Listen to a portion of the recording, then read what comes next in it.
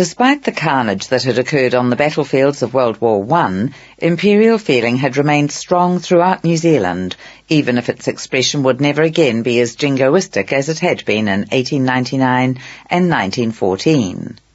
When a crisis at Charnock threatened the Dardanelles in 1922, the New Zealand Cabinet took 3 minutes to decide that the country would go to war again if necessary, and over 13,000 New Zealand men enlisted virtually overnight for service in another expeditionary force.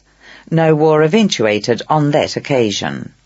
The election of the Savage Labour government in 1935 did not indicate a change in direction, even though the Cabinet wanted to put whatever weight it had behind the League of Nations. The Labour movement as a whole had long declared its doubts about the value of imperial policies and its dislike of war as an instrument of national politics. And, of course, 4 Labour ministers, Peter Fraser, Bob Semple, Paddy Webb and Tim Armstrong, had been imprisoned for sedition because of their opposition to conscription in the previous war. From the time of their elevation to government, however, Labour spokesmen, including Prime Minister Savage, had declared that Britain's interests were New Zealand's interests in trade, economics, defence and culture. "When Britain is in trouble, we are in trouble," was one of Savage's mantras, along with his trademark, "Now then." The government created a Council of Defence in 1937 and prepared a war book, or dossier on the administrative changes required to put the country on an immediate war footing. When Germany invaded Poland on the 1st of September 1939 and New Zealand declared war on Germany on the 3rd of September, this time independently of Britain, the country was prepared politically, bureaucratically and in spirit, even if the armed forces had been allowed to run down badly in the previous decade. The attitude of most citizens was articulated in a quavering voice by the dying Savage in a radio broadcast on the 5th of September. "With gratitude for the past and confidence in the future, we range ourselves without fear beside Britain. Where she goes, we go. Where she stands, we stand. We are only a small and a young nation, but we march with a union of hearts and souls to a common destiny." This was no exaggeration. Only one political party opposed participation in the war. This was the tiny New Zealand Communist Party, which had just begun to publish its national newspaper, People's Voice, and was, according to one historian, faithful to the false promise of the German-Soviet Non-Aggression Pact of August 1939. This source of opposition, and that expressed through the left-wing journal Tomorrow, largely collapsed after Germany invaded Russia in June 1941. There would also be a small number of conscientious objectors, around 800 of whom would be detained, most of them after the introduction of conscription for Pākehā males in June 1940. Some who spoke out against the war from the outset, however, such as Methodist minister Ormond Burton, were arrested in September 1939. In addition to the calmer expressions of loyalty to Britain and the Empire than those heard in 1914, there was one other major difference in the government's approach to the coming conflict. The Cabinet was determined that New Zealand should retain its national identity in Allied policy making, and insisted that its expeditionary force remain a discrete unit and not be dispersed throughout the British Army. A British officer with close New Zealand family associations, Major General Bernard Freyberg, was appointed commander of the New Zealand Division and secured a charter that stressed that his primary responsibility was to the Government of New Zealand. Voluntary enlistment for the war began on the 12th of September 1939, and the first echelon of 6,600 troops sailed for training camps in Egypt in a convoy of 6 ships, which left Wellington Harbour on the 5th of January 1940. The second left on the 2nd of May. They included a smaller number of men who had enlisted for the Royal Navy and the Royal Air Force.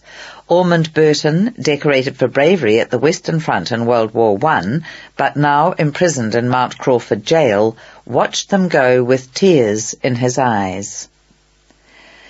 The great ships passed immediately below the prison garden.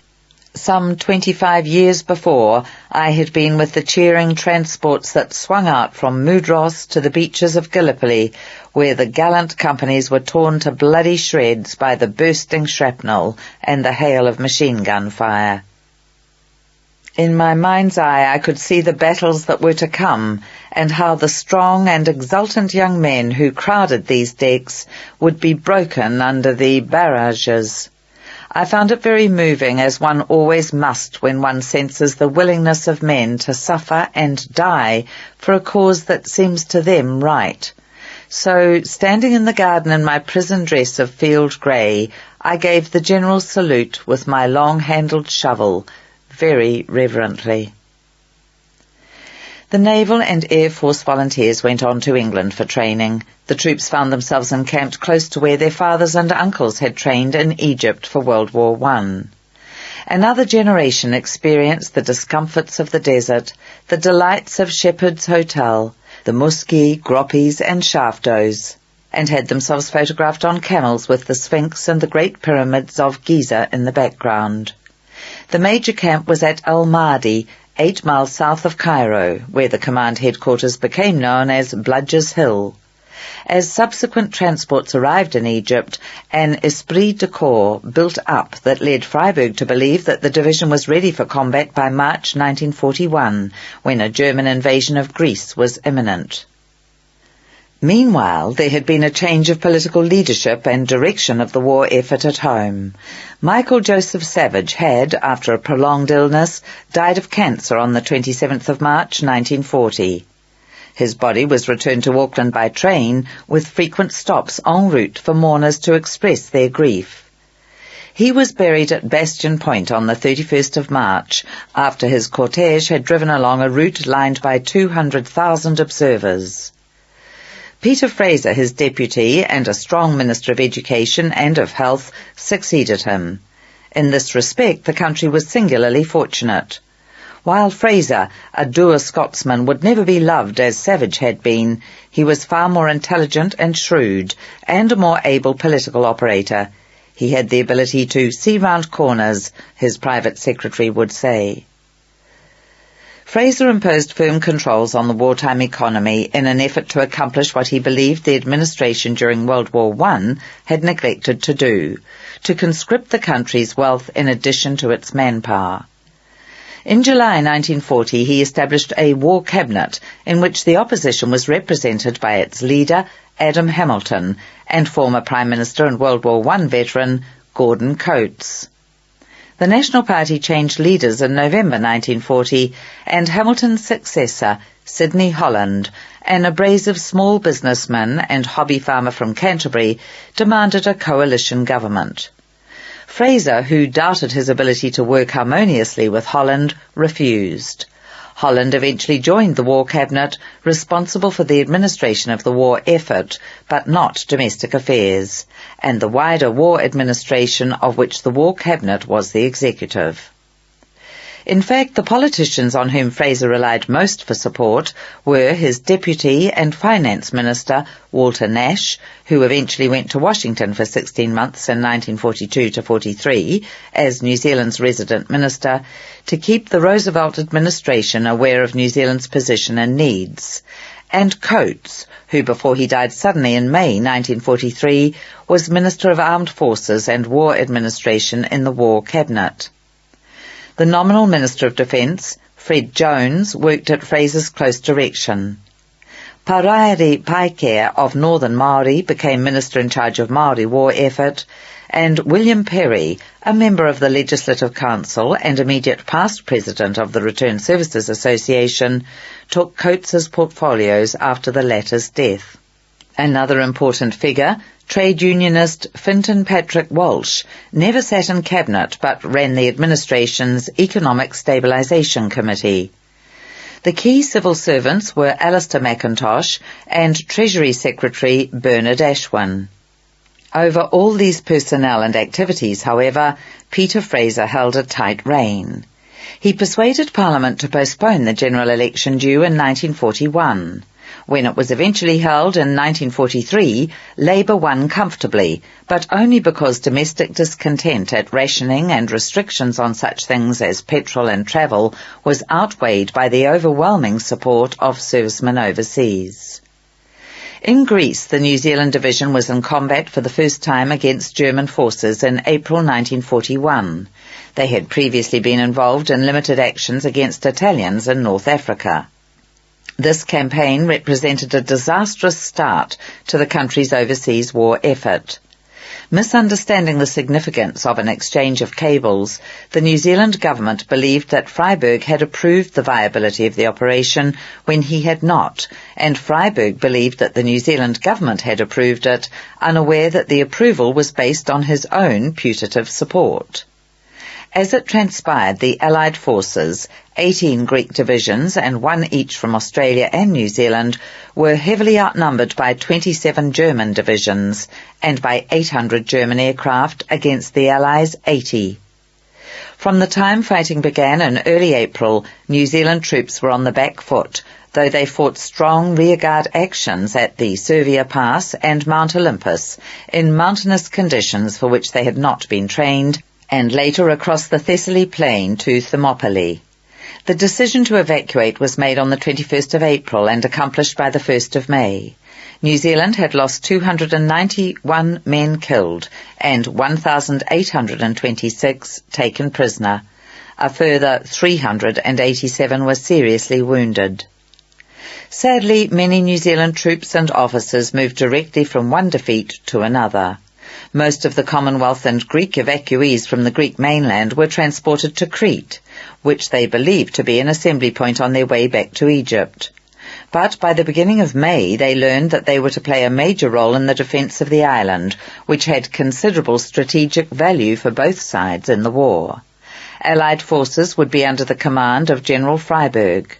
Numbering around 32,000 men, they were again under-equipped, and they were to fight alongside some 11,000 poorly trained Greek troops. There was no air support. The German airborne invasion began on the 20th of May 1941 with an unopposed aerial bombardment, followed by a mass release of parachutists and troops in gliders. The sight of this mass of men silently dropping out of the sky was almost hypnotically beautiful. Once stirred into action, however, Allied soldiers began to pick off the parachutists as they floated to earth.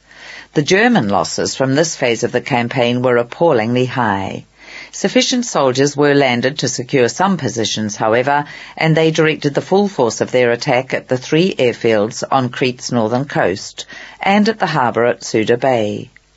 It was the loss to the Germans of one of these airfields, Malmö, in controversial circumstances in which senior New Zealand officers made ill-judged decisions that allowed the invaders to land transport aircraft and more troops and consequently gain a substantial foothold on the island. After less than a week of fierce fighting, in which Captain Charles Upham won the first of his 2 Victoria Crosses, Freyberg decided that the battle was lost and began to make plans to evacuate as many troops as possible from beaches on the southern coast. New Zealand troops and their British, Australian and Greek counterparts then began an arduous and dangerous trek over the island's central range in an effort to reach the points of embarkation. Total Allied casualties amounted to 15,743 men. Of these, 671 New Zealanders were killed, 967 wounded, and 2,180 taken prisoner. This was a high cost for a country whose population allowed it to contribute, at this point, only 1 division to the entire war. And it would have been even higher had Peter Fraser not been in Cairo at the time and persuaded the Royal Navy to take off a further 3,700 men. Afterwards there were recriminations in plenty.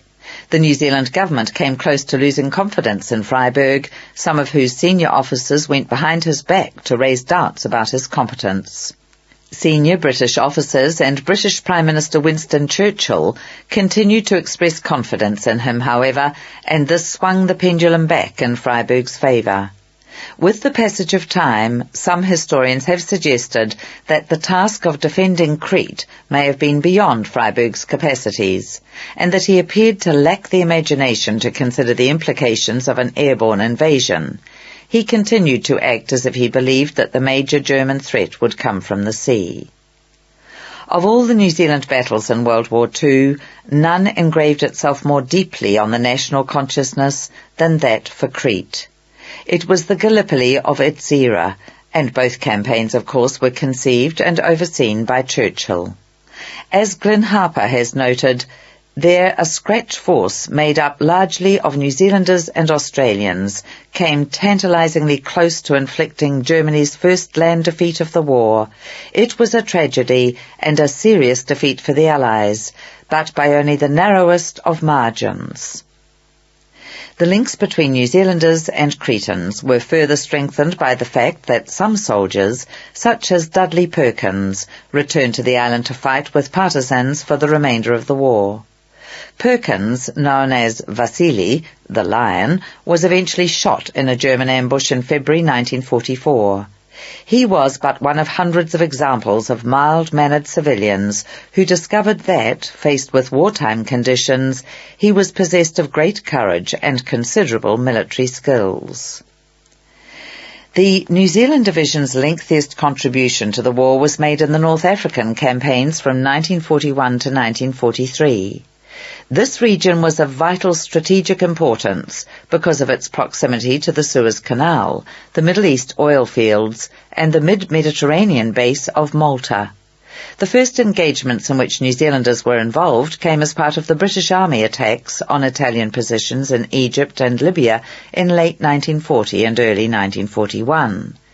The arrival of General Erwin Rommel and his Armoured Africa Corps greatly strengthened the Axis forces, and British Army units were driven as far back as Egypt by April 1941. Back from Greece and Crete, New Zealand troops were in action against German and Italian forces in the North African desert from November 1941. The conditions were trying. Hot and fly-ridden during the day and freezing at night, while wind-blown sand played havoc with machinery. Nevertheless, the division forced its way westwards, helping push the Axis troops almost back to the Libyan border. There was a series of battles around Sidi Rezegh and Belhamid as an attempt was made to relieve Australians besieged at Tobruk. In one of these engagements, on the 23rd of November, one New Zealand battalion lost over 100 men. There were further casualties and around 700 New Zealanders taken prisoner when Rommel overran 5th Brigade headquarters on the 27th of November. 2 days later, 2 New Zealand battalions were overrun by the Germans, as was a third on the 30th of November. By this time, Rommel's supplies were depleted, however, and his forces withdrew to El Agheila, west of Tobruk. The New Zealand Division returned to its Egyptian base to recover. It had lost 4,620 men in that series of battles. A further 80 drowned when the Chakdina, carrying wounded men away from Tobruk, was sunk on the 5th of December. While New Zealanders were resting and training in Egypt and then Syria, Rommel's men had again attacked British forces and driven them back to the Egyptian border. Tobruk fell to the Germans and Italians on the 21st of June 1942. New Zealand troops rejoined the battle, and almost the entire division was cut off and surrounded by Axis troops at Minkar Caim in late June. The solution was a desperate nighttime breakout, which succeeded, but at the cost of almost 1,000 casualties and the temporary loss of General Freyberg, wounded by a shell splinter. Early in July, the division attempted to take Ruwaysath Ridge, which dominated the El Alamein position. But this action ended in disaster with over 1,400 New Zealanders killed, wounded or captured. One of the few pieces of eventual good news was that Charles Upham had become the only combatant to win a bar to his Victoria Cross. The setbacks experienced by the Allies in mid-1942 resulted in changes in the British command, most notably in Lieutenant General Bernard Montgomery's taking charge of the 8th Army. His professionalism and determination lifted the morale of Allied forces as a whole, and New Zealand troops were especially relieved when Freyberg returned to lead the division. Montgomery launched the crucial Battle of El Alamein on the 23rd of October 1942, and by the 4th of November the Axis forces were in retreat, with New Zealand units among those in pursuit. By January 1943, New Zealand troops had reached Tripoli, and by March they were fighting the rearguard Axis positions in Tunisia. During one such action on the 26th of March, Moana Nui Akiwa Ngarimu of Ngati Porou earned a posthumous Victoria Cross at Tebaga Gap. He was killed on his feet, defiantly facing the enemy with his Tommy gun at his hip. As he fell, he came to rest almost on top of those of the enemy who had fallen, the number of whom testified to his outstanding courage and fortitude. The following month at Takruna, Sergeant Hani Manahi came close to earning another VC for the 28th Maori Battalion when he led his men through intense fighting to retake a position that had been lost. The battalion as a whole won the admiration of other units in the New Zealand Division, other Allied troops and the Germans and Italians for the determination of their fighting in North Africa, especially in hand-to-hand combat. Brigadier Howard Kippenberger, most popular of the senior New Zealand officers and commander of the New Zealand forces at Takruna, commented that Maori were splendid troops, but needed an iron hand to keep them under control. The fight for Takruna was the last in which New Zealanders participated in North Africa. The Axis forces collapsed in May 1943 and 238,000 troops surrendered. The New Zealanders began the almost 3,000-kilometre journey back to their Egyptian base. Unbeknown to them, the government back home had been debating in the latter part of the campaign whether or not to leave them in the Middle East. The situation back in the Pacific had changed, and there was now a fear that another Axis power, the Japanese, might threaten the mainland of New Zealand itself. New Zealand's security in the Pacific had long been based on the twin propositions that the British Navy would sail to the region if the safety of New Zealand and Australia was threatened, and that the British naval base at Singapore was able to paralyse or deter any threats originating in Asia. And Admiral of the Fleet, Lord Jellicoe, had identified Japan as the most likely source of aggression as early as 1921. By June 1940, however, the New Zealand government knew that this basis for security in its region was flimsy. The British government, alarmed by German victories in France, told New Zealand that if France did fall, Britain would be unable to deal simultaneously with the German, Italian and Japanese navies, and would have to rely on the United States to safeguard its interests in the Far East. The Singapore base was not completed until 1941, and almost immediately showed itself unable to meet the expectations invested in it. On the 8th of December 1941, the Japanese attacked the American naval base at Pearl Harbor in Hawaii, and simultaneously moved against other American and British territories in Southeast Asia. The British naval commander at Singapore, Admiral Sir Tom Phillips, took the battleships Prince of Wales and Repulse north to try to intercept Japanese landings in northeast Malaya. Both vessels were sunk by shore-based bombers. The shock was complete when Singapore fell to the Japanese on the 15th of February 1942.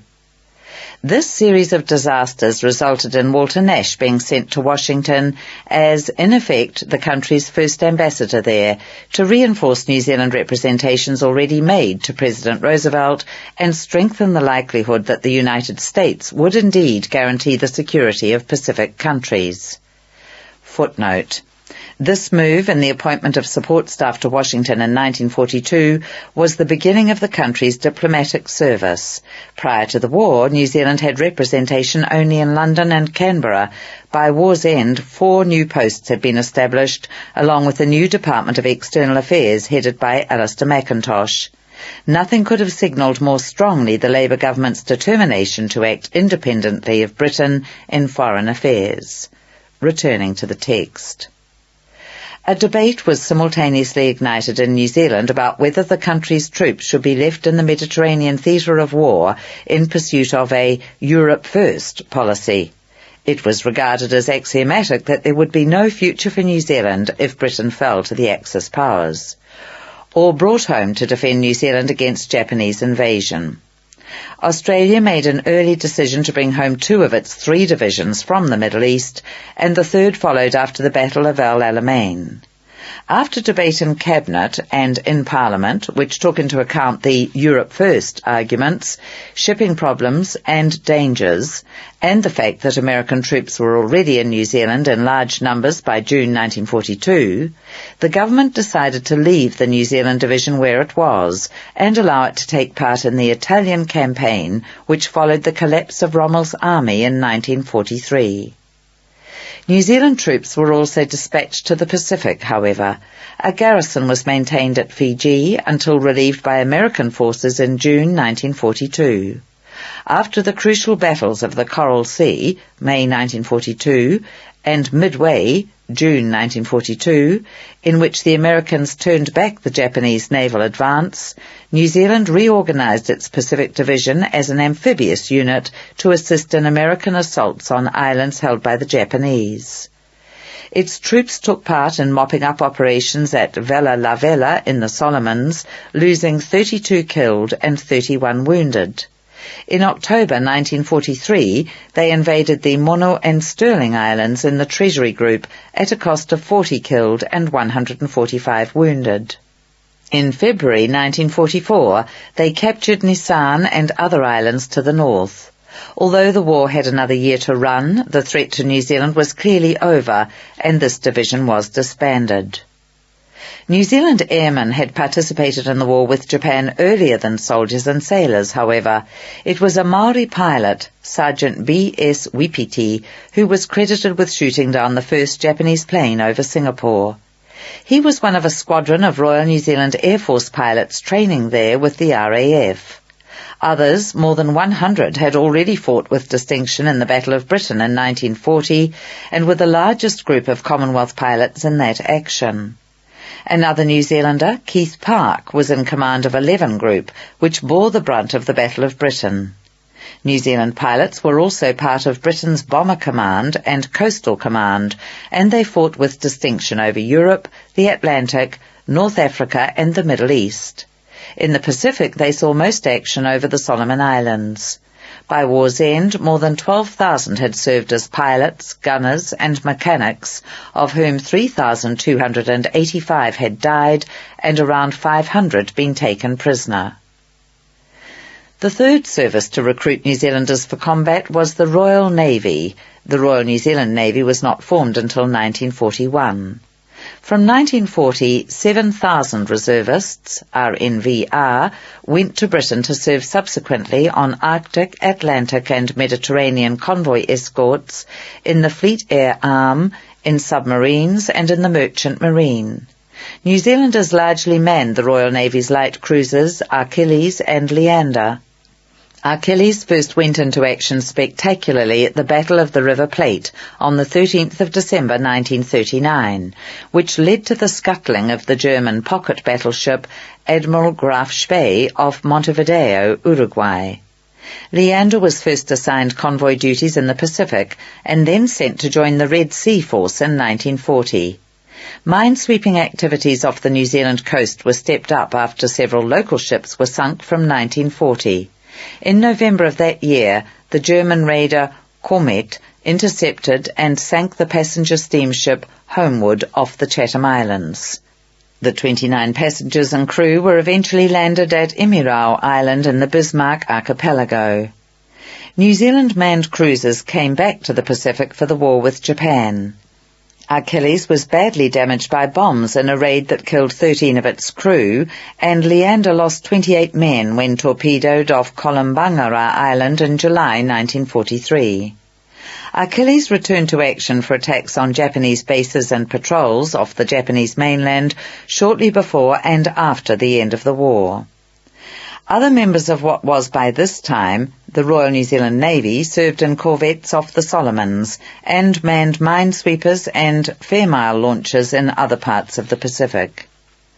From November 1943, the New Zealand Division in the Mediterranean became part of the British 8th Army's push to clear German forces out of Italy.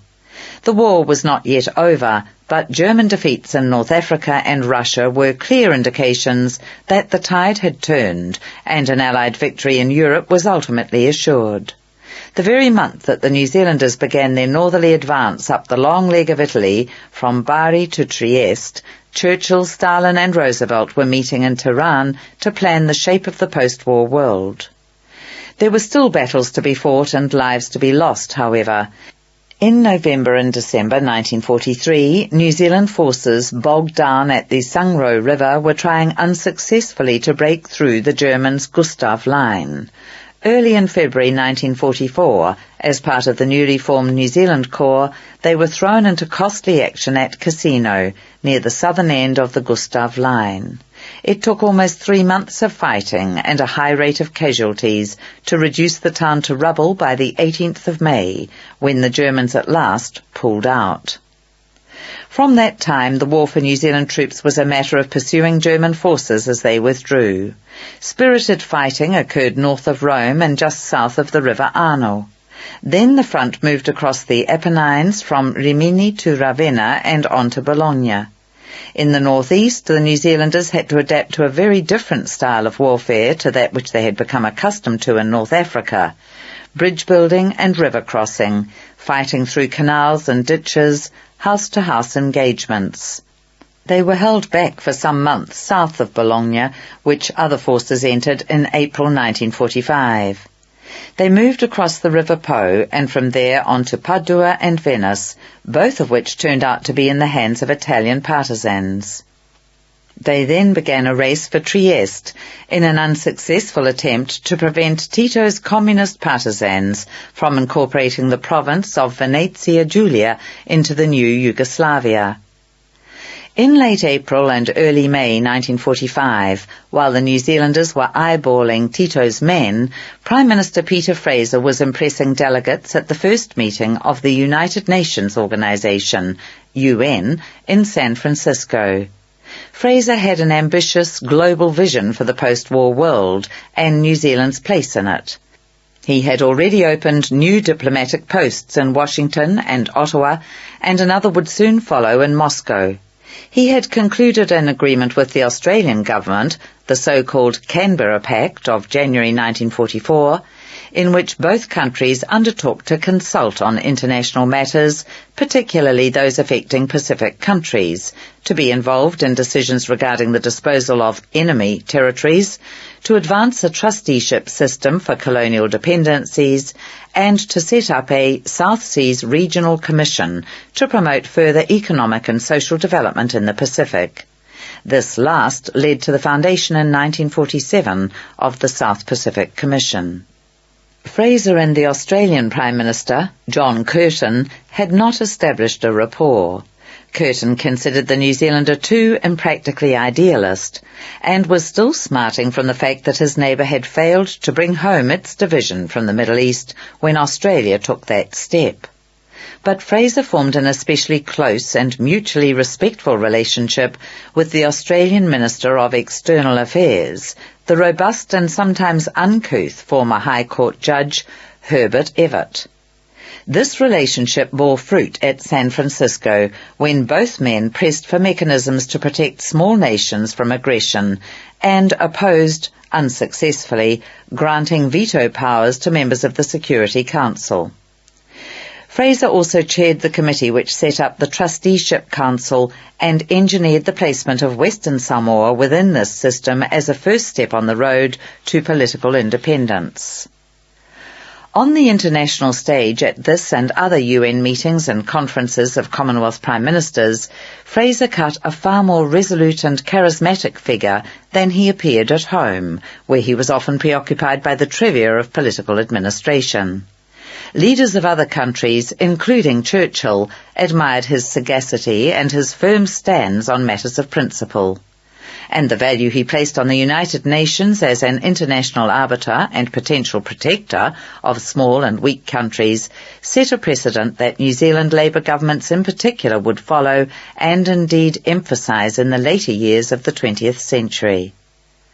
Germany surrendered on the 8th of May 1945, VE Day, and New Zealanders in towns and cities awoke on the morning of the 9th of May to the sounds of whistles, hooters and car horns. Scenes that followed in the course of the day were unusual in a country that did not normally favour public displays of emotion. "Trams were packed with people and everybody travelled free," one Wellingtonian recalled. "People met at various points in the city and danced and sang, and there was general hilarity everywhere." The impulse was the same in rural areas. Congregations gathered at isolated churches to give thanks. Even larger crowds gathered at country hotels. For most New Zealanders, the war in Europe was the war. Germany had had to be defeated and Britain secured before civilization, and New Zealand's principal market for exports and major source of imports, could be considered safe. In all, 194,000 men and 10,000 women had served in the country's armed forces, 140,000 of them abroad. And most had been involved in Hitler's war. More than 11,500 had been killed, the highest casualty rate per head of population in the Commonwealth. By the time of the German collapse, the Japanese too were in retreat, fighting their way back to their fortress of islands. When the end came there too, in atomic explosions at Hiroshima and Nagasaki in August 1945, it was sooner than expected, but expected nonetheless. VJ Day on the 15th of August inspired scenes of jubilation, but none so joyously uncontrolled as those which had marked VE Day. A sense of climax, however, was followed by anticlimax. The only immediate change that the close of hostilities brought was the end of casualty lists. Many of the conditions of war persisted. Petrol, meat, butter, sugar and tea continued to be rationed. Men and women overseas could not be brought home at once. Some had to wait until 1946 before they could be reunited with their families. When those reunions took place, they were often among tired men and women, spiritually and physically spent after 6 years of deprivation and sacrifice. The sense of anticlimax included, for some, feelings of downright disappointment.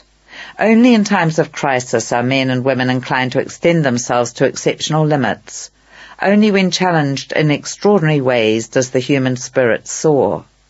Troops in combat enjoyed physical fitness and a sense of comradeship for possibly the first and the only times in their lives. And they witnessed or shared in acts of heroism. It was strange, the writer John Mulgan noted, that war which accustomed men to death also brought with it so full and rich a sense of life. For thousands of men and some women, it had been the one great epoch in their lives, the time when they felt most conscious of being alive and of having a worthy role to play. The return to the mundaneness and petty squabblings of civilian and domestic life was often accompanied by disenchantment. This war would also be New Zealand's last great common denominator, the last intense experience that tens of thousands of people would share, and one whose rationale was accepted by the country as a whole. For the time being, it strengthened the convictions that made New Zealand life and cultures coherent and harmonious. In the coming decades, however, the certainties would erode and the harmonies be interrupted by static. The settled society New Zealand had become in the century from the 1840s to the 1940s would now be subject to unsettlement.